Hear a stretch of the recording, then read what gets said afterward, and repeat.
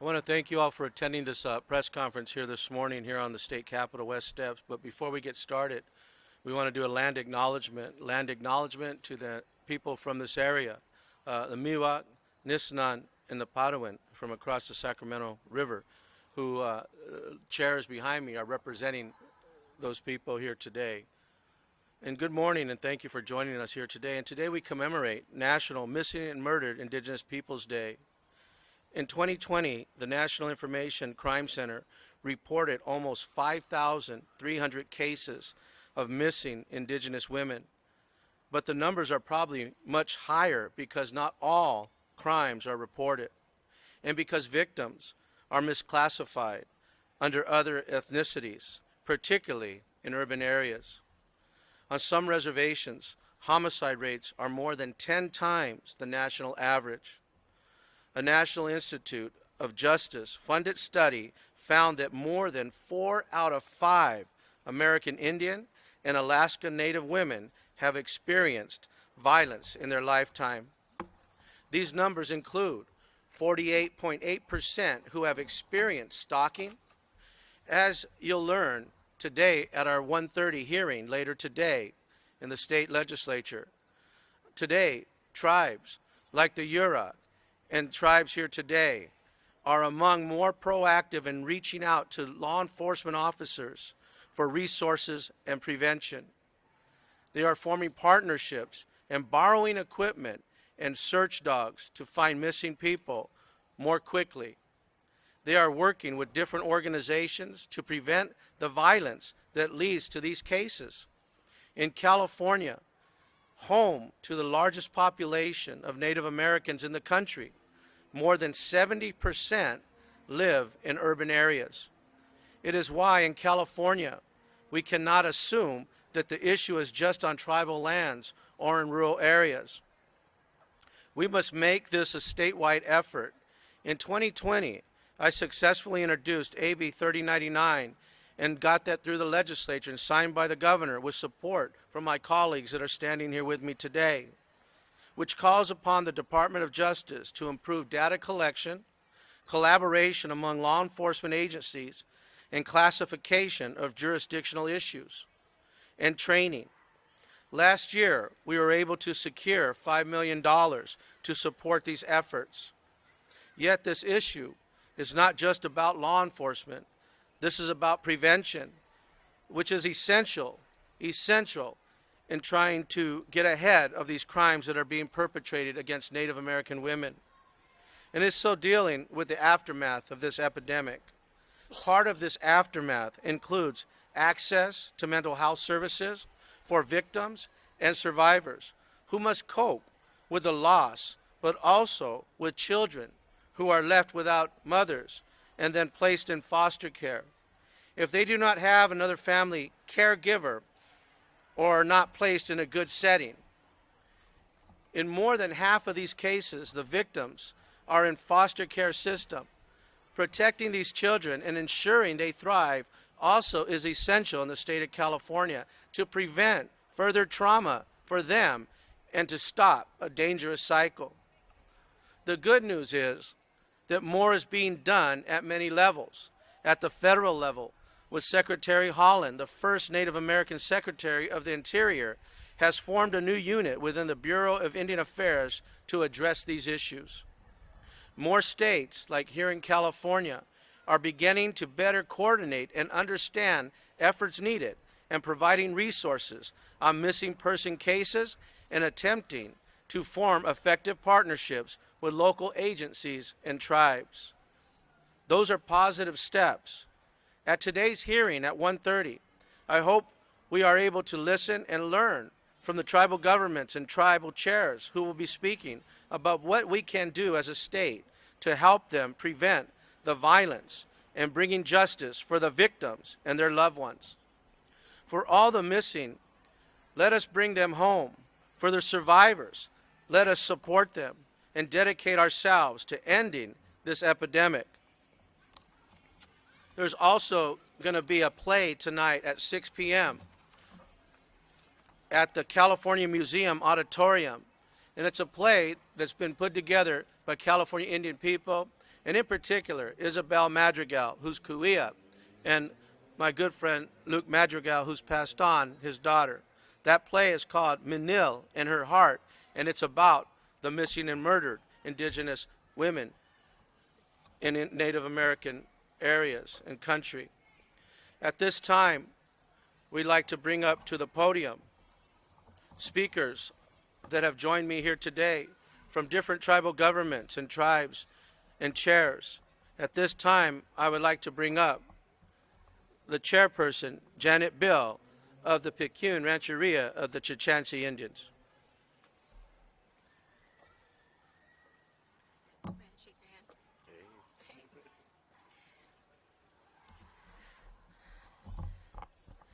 Hilly Hilly, good morning. I am the chairperson, Janet K. Bill, of the Picayune Rancheria of the Chukchansi Indians, a federally recognized tribe located in Coarse Gold, California. I'd like to take a moment to thank Assemblymember James Ramos, the California Legislative Native American Caucus, and the Women's Caucus for their partnership in putting together a day commemorating missing and murdered Indigenous people. I applaud your commitment to speaking and taking action on this critical issue. As an elected official myself, leading a California tribe, it is not lost on me that we all need to use our platform and our voice to protect the most vulnerable. Violence against Native Americans has been a historic, silent epidemic, and the time is now to move forward with bold and creative initiatives to address this crisis. This issue has been long overlooked. Let's not let another day go by without taking action. It is incumbent upon all elected leaders to elevate this issue and put a comprehensive strategy in motion to solve this systemic problem for the future. As a tribal leader, we are committed to a partnership with the state that aggressively roots out and ends violence toward Indigenous people. We stand strongest together. Thank you.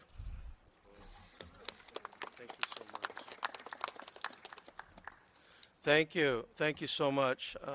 Next, we'd like to bring up Chairperson Sarah Dusky from the Ione Band of Miwok Indians.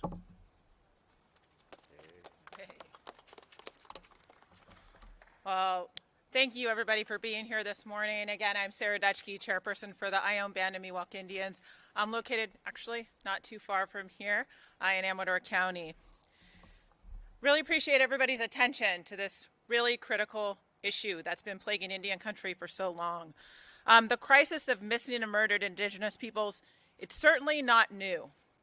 It's plagued Indian country for many generations at an enormous cost to our tribal families and tribal governments and our communities alike.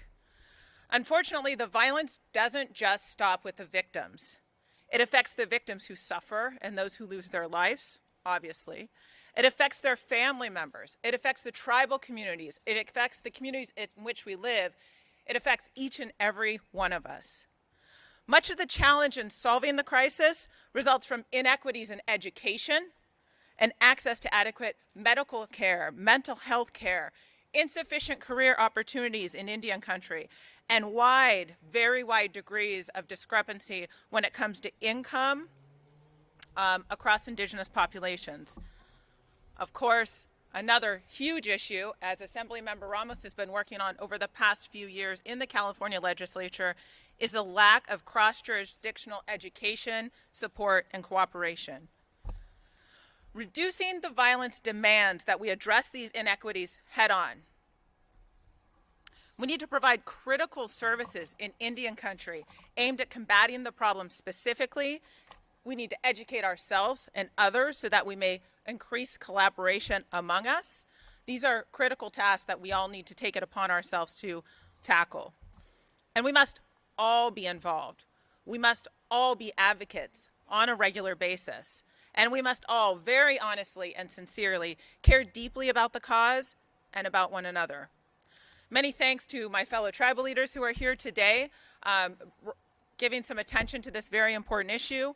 Many thanks to Assemblymember Ramos and his esteemed colleagues who have focused on this issue. And I really appreciate everybody's efforts to bring this issue to the forefront, to not just improve the lives of California Indian people, but to improve the lives of all Californians in the spirit of partnership, cooperation, and compassion. Thank you.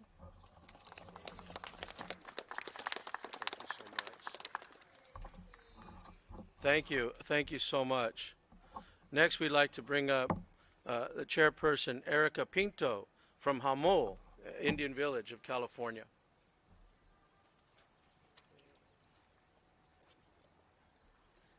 Helga.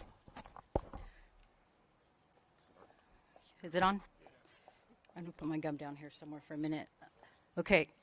My name is Erica Pinto, and I am the chairwoman of the Hamul Indian Village of California.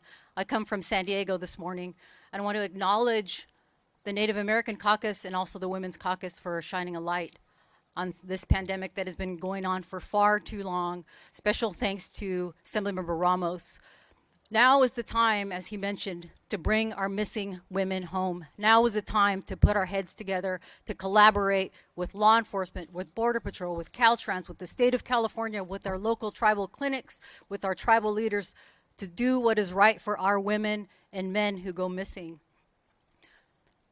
I spoke with my uncle this morning, who's 75 years old, and he told me it was not long ago that the sheriff refused to respond to calls on our reservation. We are a 6-acre reservation in San Diego. Now we need to change that. Now we need to collaborate. Now we need to build trust, because this affects all of us, not just American Indian women, but all communities. So I implore you, I urge you to act now to do the right thing. Thank you so much.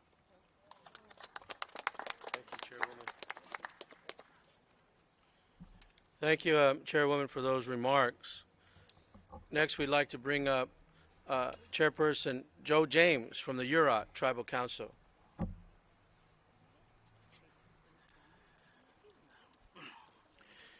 Skianakoi, Aikwi, Neknau, Joe James, Yurok Tribal Chairman for the Yurok Tribe up there on the lower Klamath River. Thought long and hard this morning, and again, I'm best for my heart. I want to thank Assemblymember Ramos, his colleagues. I want to thank my brothers and sisters, tribal leaders. I also want to acknowledge Sheriff Hansel here and thank him. It's been a crisis far too long.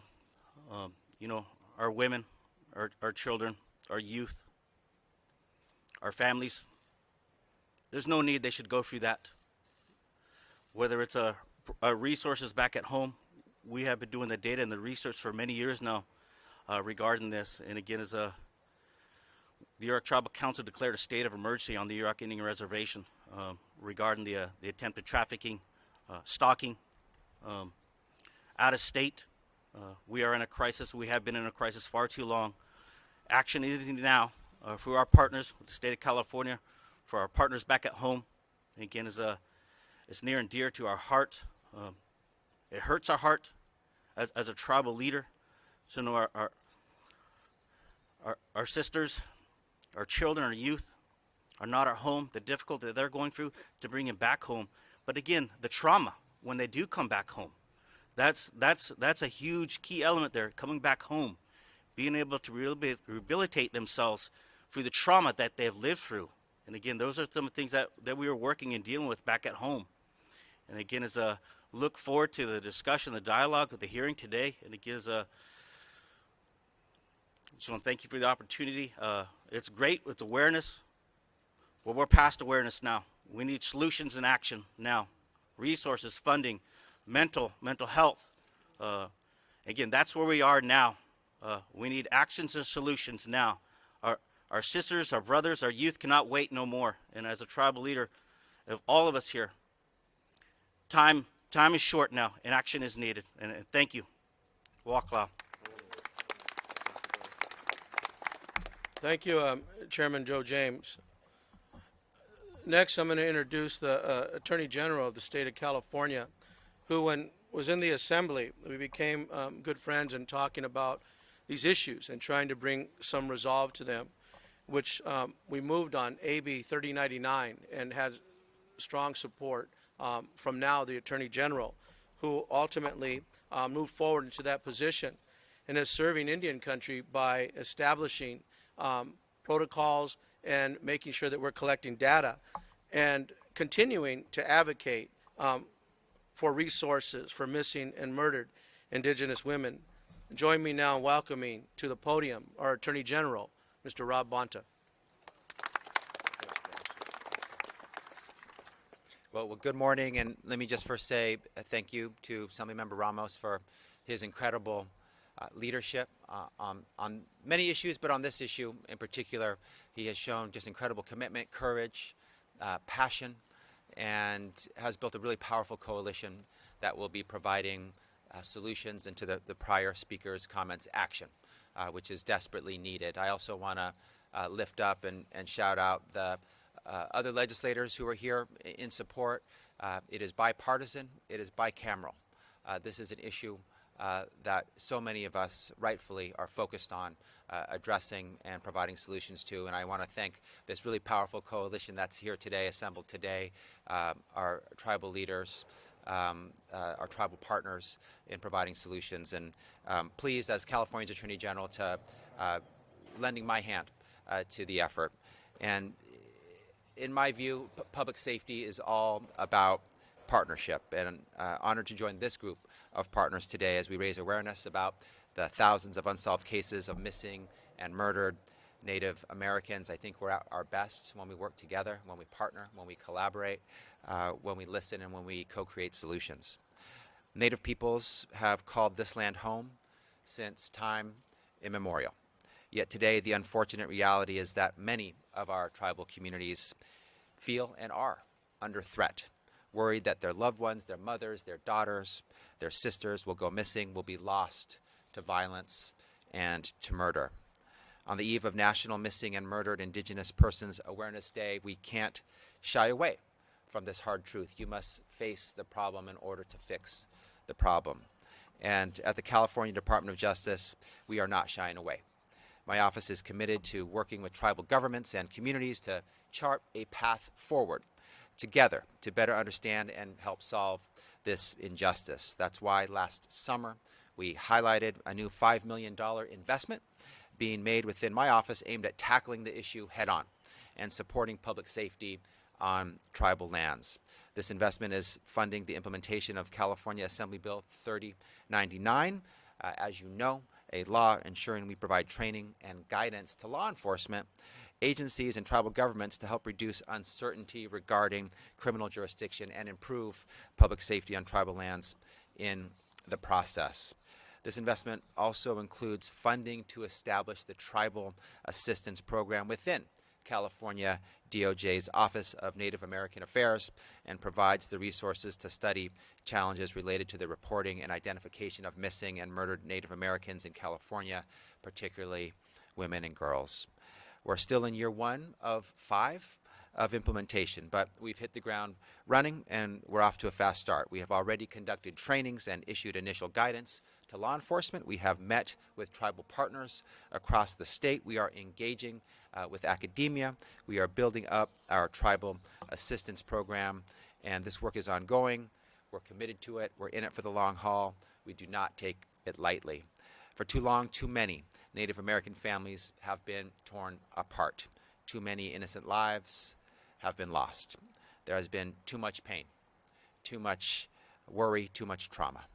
As we solemnly remember those missing and murdered, we also affirm our shared commitment to preventing future pain, to taking action together. We affirm our commitment to building healthier and safer communities. Because at the California DOJ, alongside our partners, we're committed to the safety and well-being of tribal communities.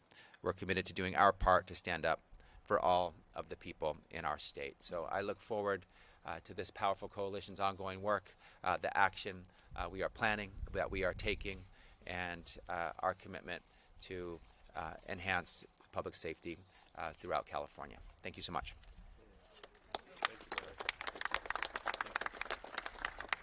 Thank you for those words of reassurance that we're not in this alone, that we do have support within the Attorney General's office. Next, I'd like to bring up Chairwoman Regina Cuellar from the Shingle Springs Band of Miwok Indians.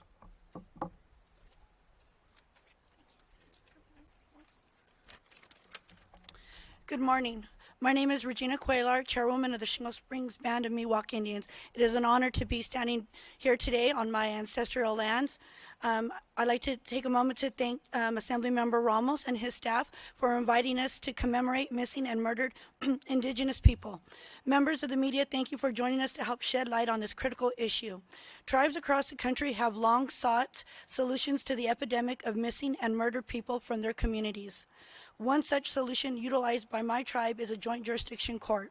In 2014, the Shingle Springs Band of Miwok Indians and the Superior Court of El Dorado County made history by establishing the first joint jurisdiction court in the state and the second in the country. It was named the Family Wellness Court. This court helps identify and provide solutions for risk factors that could lead the court participant into becoming a missing or murdered Indigenous person. The court judges then hold the participant accountable for fulfilling the case plan. Through this joint process, our participants have experienced greater success than those who have gone through just the tribal or state court systems. I want to take this opportunity to encourage increased support for funding joint jurisdiction courts, an invaluable tool for Indigenous people desperately in need of the healing and holistic approach this court provides. Again, thank you everybody for coming here and shedding light on this most important topic, the missing and murdered Indigenous people. Thank you.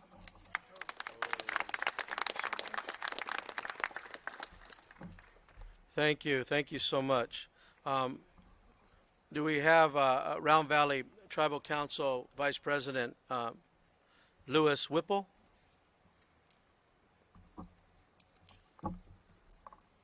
brother. How you doing? Good morning.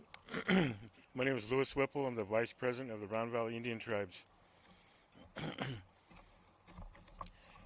In our case, in Round Valley, you never think that impossible is possible until it happens to one of your own. However, in Indian country, and especially in Round Valley, in Mendocino County, it happens all too frequently and way too much. Khadijah Britton, a Wailaki citizen in Round Valley Indian Tribe, was last seen on February 8, 2018. Caden Britton, 20 years old, kidnapped, robbed, and allegedly a female perpetrator was one of the assailants. Another one of our daughters, kidnapped, raped, and bound by barbed wire, left for dead in an open field, but they are survivors. 4 years have passed since we've last seen Khadijah, and now we've lost over approximately 125 of our own in a town of 1,000 in Covelo to COVID-19, drug overdoses, and disappearances and murder of our own people. The sad and disappointing thing about it is that it does not have to be this way. Just because our missing and murdered have brown hair, dark eyes, and olive skin doesn't mean that our missing and murdered Indigenous people are any less loved by our community than the blonde-haired and blue-eyed counterparts. The media appears to be less interested in us because we do not seem to possess the all-American look.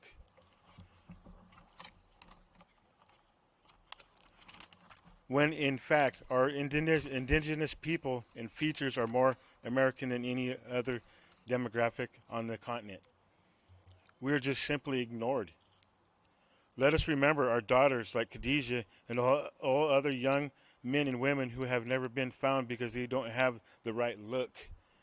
Let us band together, bringing the attention to our tribal communities so people will know to stop taking our children and family members, because they know that we are watching them, and today we say it's enough. People like to talk about our little town, but to that I say, where were you? As I ask all our counterparts to join us to end the murder and disappearance of our Indigenous people, because together we can. Together we can stop it. Thank you. Have a good day.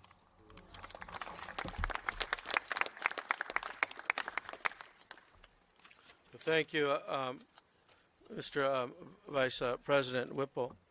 Next, we'll hear from Humboldt County Sheriff William Hansel.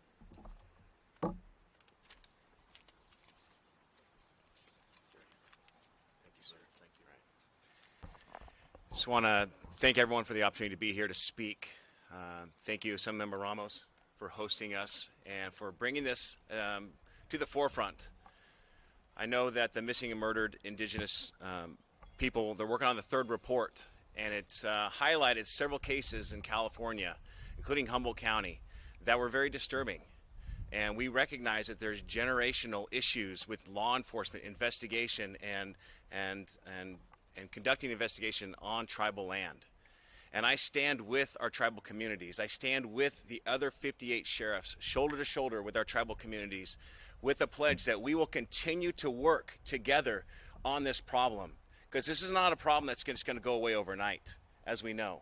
And this is a problem that we all need to do together, to work together.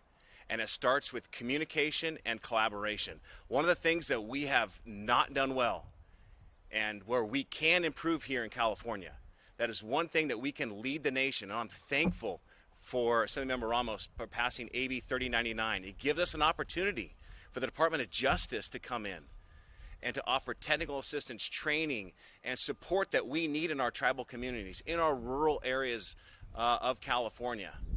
But this doesn't just happen in rural areas. This happens all over California.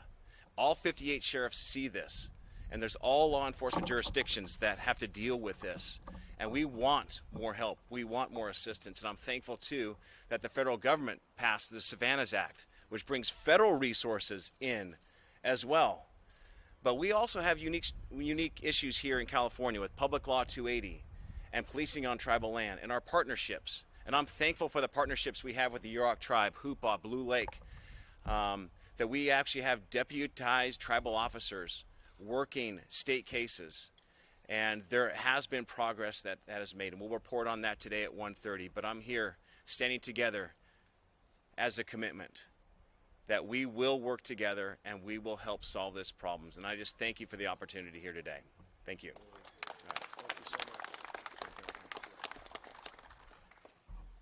Well, thank you. Thank you so much for your comments and reassurance that we continue to be in this together. I am joined here today by colleagues from the state legislature, from the Assembly and the Senate. And at this time, I'd like to bring up Senator Susan Rubio to say a few words. On behalf of Women's Caucus. Thank you. First, I want to thank Assemblymember Ramos for putting this together. And of course, I stand here also as a member of the Women's Caucus to shed light on such an important issue. As I join my colleagues here today and Assemblymember Ramos, we need to call on the media. I want to challenge the media today to shed light on such an important issue. I happen to be born in Juarez, Mexico, one of the most dangerous places in America. And women go missing all the time. And we've had documentaries documenting the missing women. We've had articles, TV shows, so many attention put on this issue, which is important and rightfully so. But I want to call on all the media out there to do the same for Indigenous women. As a victim's advocate, I think that every victim matters. And someone just said it earlier today, just because they look different doesn't mean that they're any less important. And I really want to just shed light on something that Mr. Ramos just said. There's approximately 5,300 victims, and those are the ones that are reported. We know that there's so many more that go unnoticed, unseen, and we don't go out there looking for them because they look different. I really just want to ask our community, our media outlets, our police to really hone in on this issue, put a spotlight on this issue. We do need solutions, but we do need to follow it with direct action. And so I'm really honored to stand here with my colleagues who are doing just that. We are trying to bring attention to this issue that's not going to go away. As someone already mentioned, it's been generational, and it doesn't seem to get the attention it deserves. So to all the victims that one of the tribal members just shared, we want to tell you out there that we care about you. Your life matters. We're here to make sure that you don't go unnoticed, and then we continue to search for you. If you're out there, please know that we care, and we want to do what we can to bring you home. And again, I just want to stand here in solidarity on behalf of the Women's Caucus, myself, along with my other women colleagues here today, to say it needs to happen today, not tomorrow. Thank you. And if I may, I would like to say a few words in Spanish. I don't know if there's any Spanish media, but if that's okay, I'll keep it brief. Buenos días, soy la senadora Susan Rubio. Aquí estoy acompañando al asambleísta James Ramos y todos los líderes tribales y colegas legislativos para hablar sobre la comunidad indígenas que se han desaparecido y han sido asesinados. Las personas indígenas, particularmente las mujeres y las niñas, desaparecen, son asesinados y son víctimas de violencia a tasas horriblemente altas. Los estudios muestran que el asesinato es la tercera causa principal de las muertes entre las mujeres indígenas. Lo que es aún más terrible es la falta de atención pública por los medios de comunicación, por nuestras comunidades, y tenemos que darle la misma atención a estas personas, igual que le damos a personas que tienen ojos azules, pelo rubio. Todas las víctimas importan, todas las víctimas son importantes para todos nosotros. Yo nací en Ciudad Juárez, Chihuahua, en donde se asesinan muchas personas y la atención se le ha dado a las mujeres que se desaparecen. Igualmente queremos decirle a los medios de comunicación que por favor le pongan la misma atención a estas personas indígenas, porque también son importantes como cualquier otra víctima. Mientras que algunos casos no son resolvidos, ahorita queremos poner mucha atención, mucho dinero para poder cambiar los proyectos de leyes para que por fin podamos darle los recursos necesarios a todas estas comunidades que tienen ya sea hermanas, hijos, hijas que se desaparecen. Aquí estamos con nuestras comunidades indígenas a decirles que son importantes, que para nosotros son demasiadamente importantes y no vamos a parar hasta que encontremos a todas las víctimas que sigan desaparecidas. Muchas gracias. Thank you so much. And we have legislators here and showing solidarity, and we want to give them the opportunity to say a few words. Sharon Quirk Silva, Assembly Member. Thank you. I am Assemblymember Sharon Quirk Silva, representing North Orange County, and I again thank my colleague, Assemblymember James Ramos. But I stand here mad and angry. And I concur with my colleagues and those that are leading this effort. There is an unseen group of Native American men and women who have gone missing for years. And we know that when there are others in our community that go missing, and as was said, that may look very different than us, the media jumps on it. There was an influencer hiker that went missing from Utah. And every social media post, news, national news, picked up this story. But when we know that there are thousands who have gone missing, whether it's in the Native American community, Latino community, you barely see a headline. This must stop.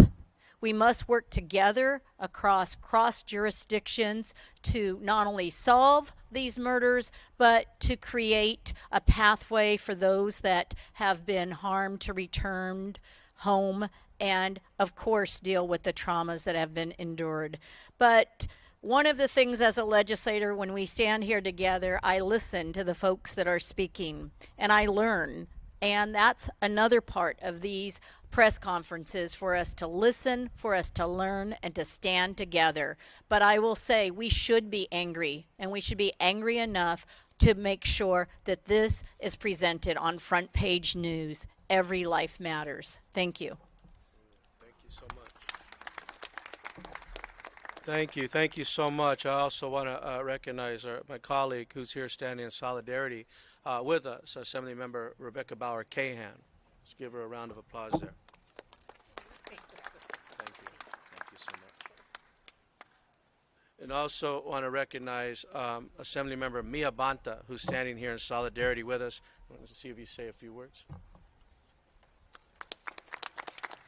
Thank you to my colleague, Assemblymember Ramos. I am Assemblymember Mia Bonta. I am from Oakland, Alameda, and San Leandro, representing the district that stands on Ohlone land. I want to recognize and understand that for far too long, our Indigenous communities, our tribal communities have been unseen. So it is not a surprise to me, it is a sad misfortune that when our women get taken and when they are desaparecidas, that it is not spoken of. I'm as angry as every single person standing behind me that we need to do better for our communities, for California, for our Indigenous people. We stand on their land. When you walk on Indigenous land. The last thing that we should do is not recognize when our Indigenous women and people get taken away from us, that we stand silent. So today I stand in solidarity with our community, with our leaders, to make sure that we as California do better. Thank you for recognizing and acknowledging this day. Thank you. Thank you so much for that and standing in solidarity. Next, I'd like to bring up Assemblymember Devin Mathis. I'll keep it short and simple. We've heard a lot today. And the simple ask is don't just go out there and talk about it. Don't tell us you support us and support these efforts. Show us. Thank you. Well, thank you for that, and I'm going to thank all the speakers and especially the colleagues that have joined me here today to continue to lift up the voices of those that have spoke and then the voices that really brought it home as the Vice Chairman of Round Valley Indian Tribes spoke, that this is truly going on today in Indian country. It's going on, and yet the resources, the relationship building can't wait. We have to be able to come together as a state, as a nation, and to work with our first people, not only of the nation, but the first people of the state of California, to work on the relationship building to ensure that people truly do have a safe place to live, and when things do happen to them, that we bring resolve and people to justice for horrendous crimes that are perpetrated against Native American women. I want to thank you all for attending, and at this time I'd like to open it up for questions if there's any.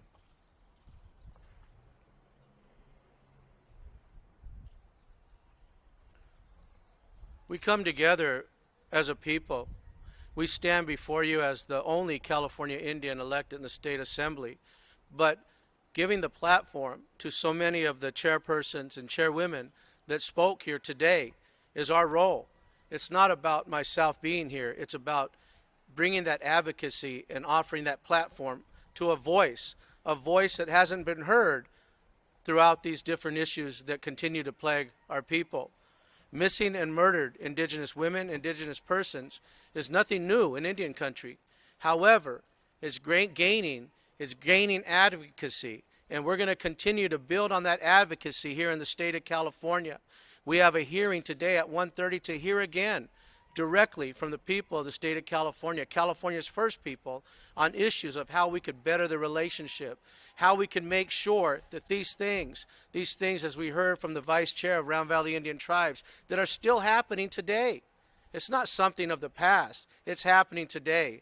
And to have the Attorney General here standing with us and offering the assistance and the relationship building shows that we're on the right track. I want to thank all the tribal leaders for showing up here today, and those that are watching, those that are out there, and to anyone that's out there, one of the missing and murdered Indigenous women or missing persons, call out to someone. We stand here ready to assist you. Your voice is not going unheard anymore in the state of California. We stand united to make sure that the voiceless have a voice now in the state of California. Thank you. Thank you for attending.